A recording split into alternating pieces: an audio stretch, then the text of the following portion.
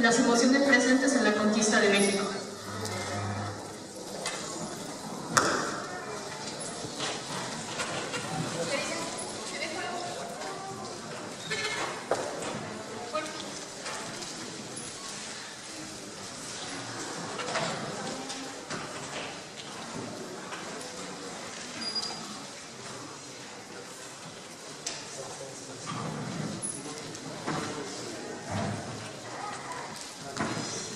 Buenas tardes.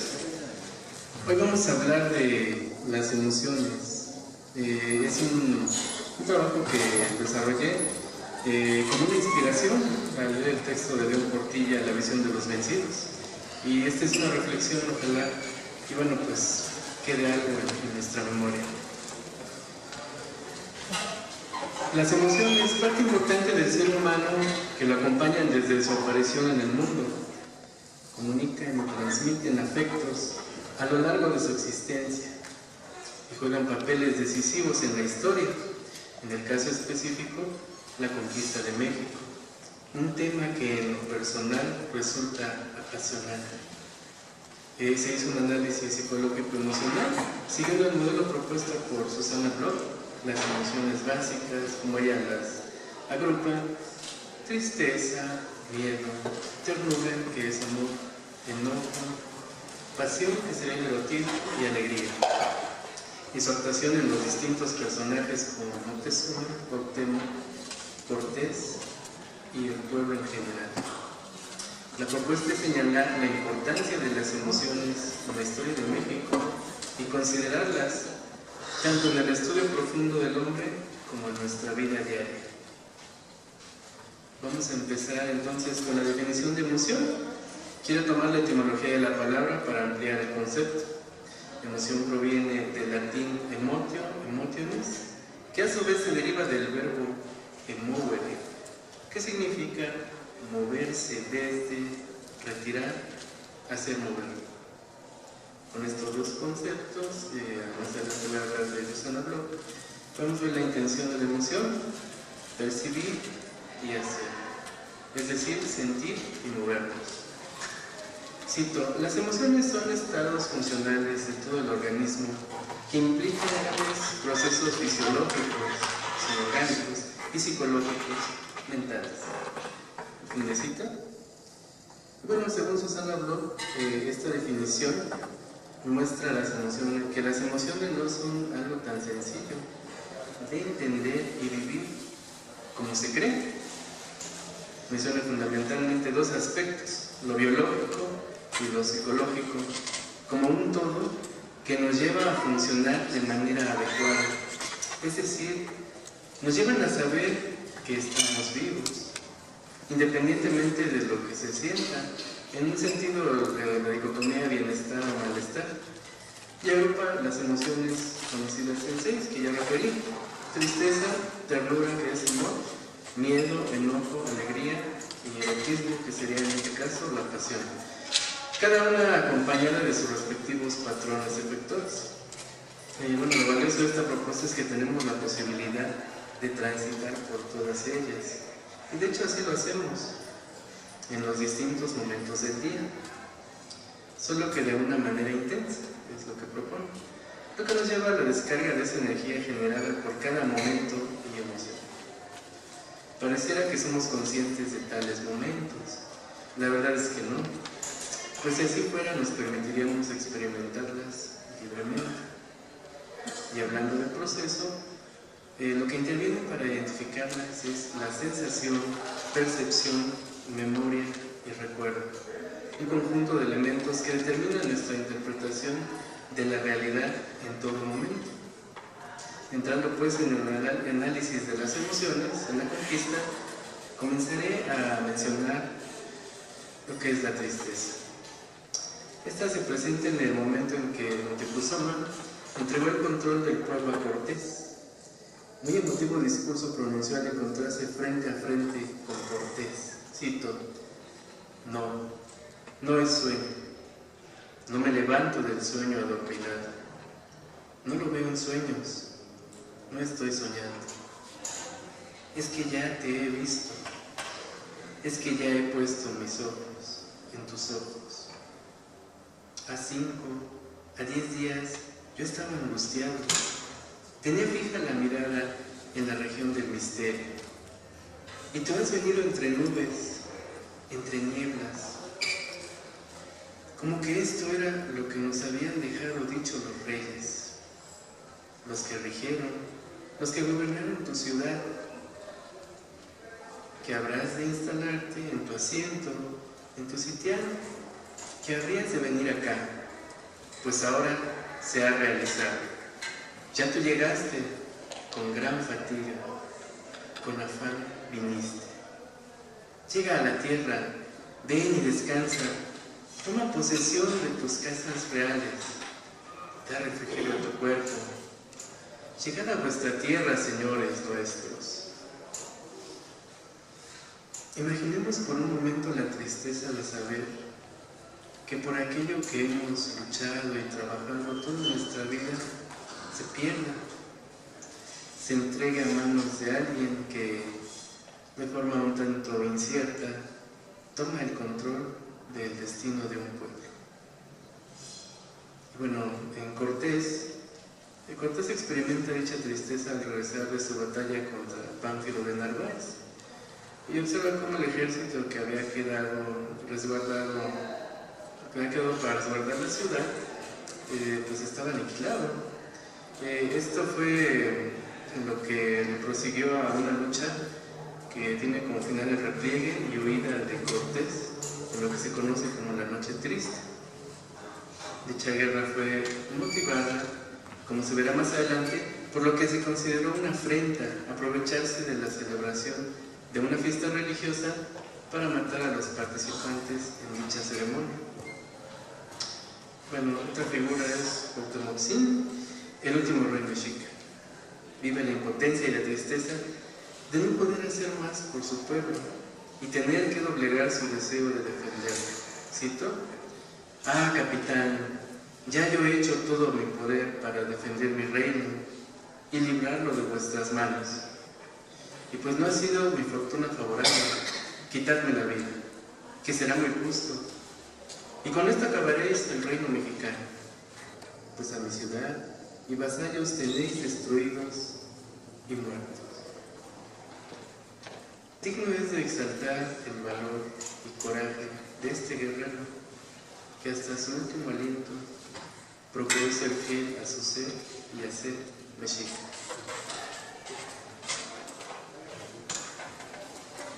Ahora veamos el miedo. Lo representa en primer lugar Moctezuma y su pueblo en general, quien al observar todas aquellas señales que antecedieron a la llegada de los españoles, llamadas presagios, infundieron en ellos un gran temor, el cual se aprecia en los siguientes fragmentos. Cito: «Ay, hijos míos, ¿qué pasará con vosotros? Oh, en vosotros sucedió lo que va a suceder». Y Moctezuma, al ver y saber que ni su magia podía con los dioses, intenta huir, pero es descubierta su intención y tiene que quedarse a afrontar su destino. También al encontrarse cara a cara con Cortés, en el fondo de su corazón, el miedo lo infunde y sin oponer resistencia alguna, sale a su encuentro. Va vestido con la armadura de saberse perdido y armado con el filo de su mortalidad. Cortés, por su parte, huye a refugiarse al saber que su vida corre peligro y al contactar con el miedo, opta por buscar dónde esconderse y hacer aliados. Con lo anterior podemos observar que esta emoción, al igual que las otras, no son exclusivas de los débiles, como se llega a creer en algún momento, pues todos, en algún momento, contactamos con ellas, y que al lograr transitarlas, actuamos. Ahora el enojo lo representa el acontecimiento que hubo en la fiesta de Toxcat en honor a Huitzilopochtli.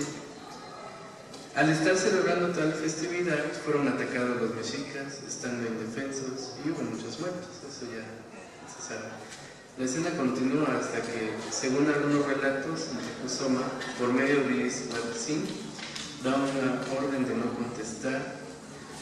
Como respuesta, el pueblo lo desconoce y decide mengar la afrenta ante tal evento. Cito: acabado de hablar, Iztaccíhuatl le hicieron una gran grita. Le dijeron oprobios.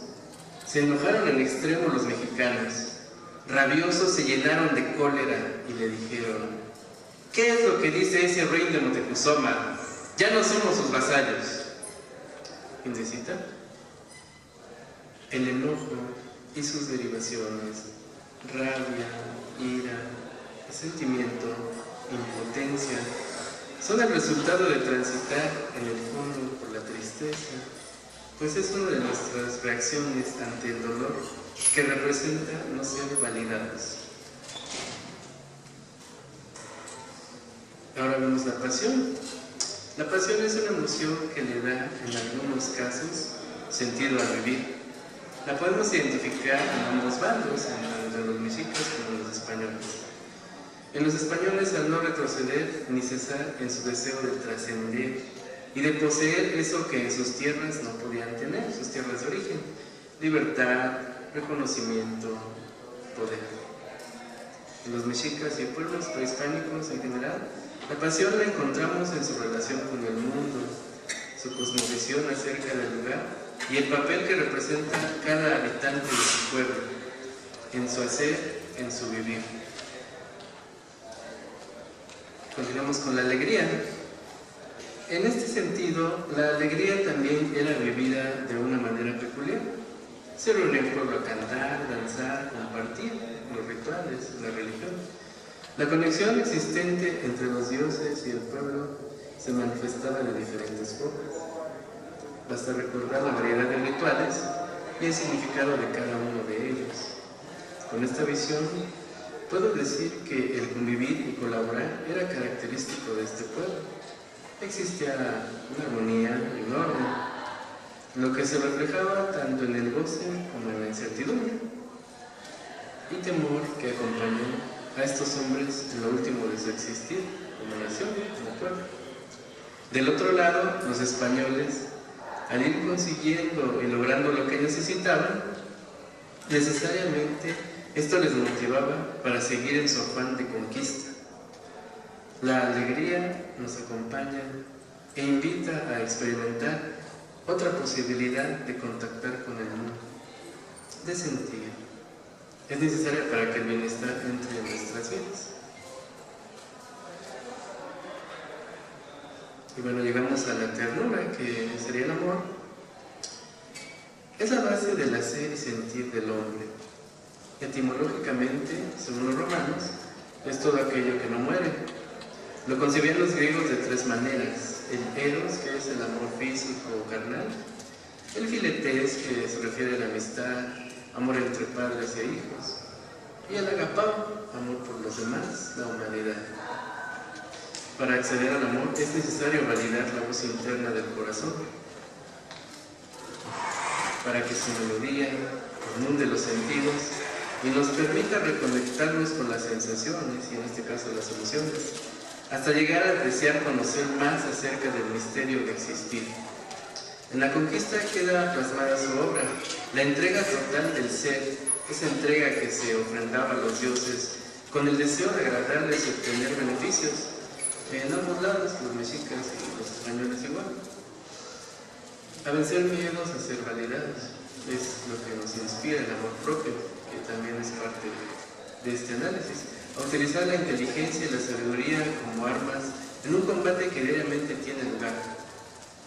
Educando un poco la lucha en nuestra cotidianidad, también libramos batallas. También nos dejamos llevar por esta marea emotiva dirigida hacia el logro de nuestras metas y objetivos particulares. Y bueno, la emociones hoy. Retomando la lucha, ¿cómo internamente lucho por no ser conquistado? Pregunta que pretende mover a la reflexión. Es muy cierto que actualmente La conversación entre personas está siendo sustituida por el uso de la tecnología de una manera inadecuada. Nos descuidamos de la indiferencia y el desamor como parte de un proceso en el que nos cuesta aceptar que tenemos miedo, que nos enojamos, que nos sentimos tristes, que estamos alegres, que somos seres eróticos, que amamos. Si nos permitiéramos sentir de verdad, la historia se tornaría en el saber hacer lo que en realidad deseamos. Romperíamos esquemas y repeticiones innecesarias. Escucharíamos y seríamos validados desde el mutuo reconocimiento del otro como parte de un universo en el cual la cooperación, la colaboración, el amor serían un motor generador de una energía infinita. En este contexto y con este esfuerzo por reeducar y reparar aquello que el tiempo y muchas cosas más no han permitido, como humanos, ¿qué necesitamos? Como nación, ¿qué sí hacemos? Como mexicanos, ¿cómo lo hacemos? Como personas, ¿nos atrevemos a ser nosotros? Bueno, concluyo con una frase del biólogo chileno Humberto Maturana, en la que hace una síntesis de todo esto. Solo el amor genera bienestar. Gracias.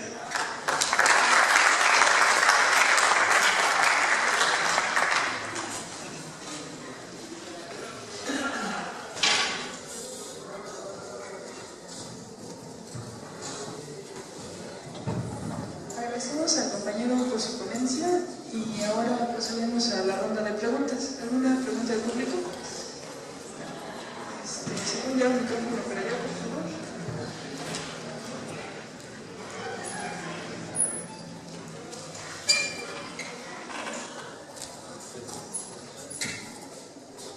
Hola, mi nombre es Carlos García, soy de antropología social. Bueno, tengo muchas preguntas sobre, pero todas se relacionan como ¿cómo saber que no es una interpretación contemporánea de las fuentes? Es decir, no vi, digamos, en la exposición que fue una crítica de fuentes y fue una lectura casi literal, digamos, de lo que estaban ahí las fuentes. Entonces, si bien puede haber, digamos, esa investigación que no la conozco, no nos platicaste un poco de cómo, como lo que decía Haldun en el siglo IV, ¿no? El hombre juzga por comparación o analogía, y uno de los errores más comunes es pensar, juzgar el pasado con lo que se conoce del presente, ¿no? Y en esto pensé en Renato Rosaldo, esta famosa que se ha llamado después antropología de las emociones, y esta dificultad ante aparentemente Rosaldo de comprender a los nativos, por llamarles nativos, entre comillas, y por las connotaciones que alrededor traen, y esta epifanía que tuvo cuando murió su esposa y que les permitió comprender esta rabia que sentían ellos. Aquí la dificultad fenomenológica es cómo saber que están significando la muerte de la misma manera. Y pongo un ejemplo, con esto cierro. Cuando yo tenía 15 años falleció mi madre, somos 3 hermanos, 2 hermanas mayores y yo. A pesar de que somos sujetos enculturados, digamos, hay muchas analogías para pensar que significamos la muerte de la misma manera, pero incluso no solo porque culturalmente compartimos, ¿no? Abrevamos de lo mismo, sino porque nuestros padres son, digamos, son parte de nuestro psiquismo, ¿no? Es decir, formaron nuestra personalidad, pero bueno, cada uno la significó de manera muy diferente, y bueno, bajo una tabula rasa se puede entender que hay como clichés de lo que uno esperaría cuando muere una madre, ¿no? Es decir, qué es lo que cómo se debería de comportar. Pero bueno, esta dificultad, y cierro, de tratar de entender las emociones a esta distancia, y creo que con la cuestión de las fuentes, creo que ahí es un punto. si bien puedes tener, digamos, todas estas, estos estudios de las fuentes, no supimos cómo llegaste a esta interpretación de las fuentes y cómo encontrar los sentimientos en estas fuentes, ¿no? Esa es mi pregunta. Ok, bueno, sí son varios aspectos, pero el principal, yo lo mencioné, es a la luz de un texto, obviamente se revisaron fuentes, es una interpretación psicológica en base a las emociones. Obvio, pues sí hay una diferenciación en lo que es la disciplina y lo que es lo que tú mencionas, la antropología. Pero básicamente lo importante es lo que me está generando el texto. Eso es lo que yo plasmé. Porque yo he notado, como una interpretación, quizás, que se ha caído en un cierto error de racionalizar las cosas. Pero en el momento en que, porque bueno, habría que decirlo, desde mi punto de vista muy personal, el hombre está fragmentado en partes del yo. Tú hablabas del psiquismo, que es la vida interna. Entonces, en este caso, mi apreciación es que para poder integrar un conocimiento a mi vida como un hacer, no como un saber, necesitamos accesar a esto. Por eso, bueno, yo lo mencioné así. Esto puede hacerse en estudios, porque en realidad hay una brecha que podríamos decir cultural, social, de creencias y tradiciones, como bien mencionas, ¿no? Podríamos decir que lo que representa la muerte para cada quien, pero pues generalmente de eso no se habla, porque es prohibido, porque hay un sentido de presión en este caso. Pero bueno, yo lo dije, es inspiración en el texto, en los textos que revisé, y ese es mi punto de vista. Muy válido como cualquiera, ¿no? Y digo, ojalá y esto pues, generara algo, porque en realidad esa es la intención. No quedarnos con lo que se dice, sino, como lo mencioné, ¿qué sí hay? ¿Qué sí hay en mi vida? ¿Qué sí hay en mi hacer? ¿Qué sí tengo? Porque la cultura de la falta, pues, es lo que nos permea, ¿no? Pero más allá de eso, ¿yo qué sé? No sé si te quedó la respuesta. ¿Alguna otra pregunta? Creo que no hay preguntas.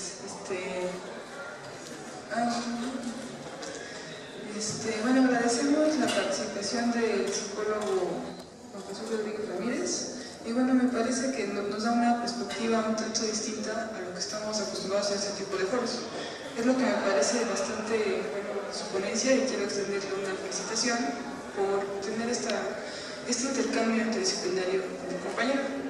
Bueno, pedimos un fuerte aplauso.